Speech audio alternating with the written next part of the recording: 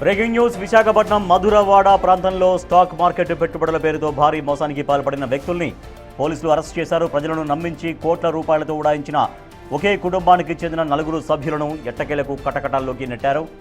వేపగుంటకు చెందిన సూర్యనారాయణమూర్తి అతడి కుటుంబ సభ్యులు ఈ భారీ స్కామ్కు తెరలేపారు. తాము స్టాక్ మార్కెట్లో నిపుణులమని, తమ వద్ద పెట్టుబడి పెడితే వచ్చే లాభాల్లో 50% వాటా ఇస్తామని జనానికి చెప్పారు.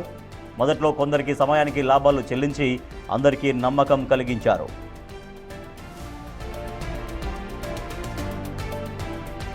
సూర్యనారాయణ అతడి కుటుంబ సభ్యుల మాటలు నమ్మి మధురవాడకు చెందిన దూసి అశ్విని అనే మహిళతో పాటు మరో కొందరు దాదాపు 6.5 కోట్ల రూపాయలు ముట్టజెప్పారు.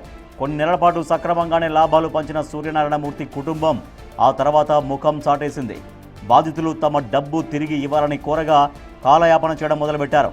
దీంతో మోసపోయామని గ్రహించిన బాధితులు చివరకు పోలీసులను ఆశ్రయించారు.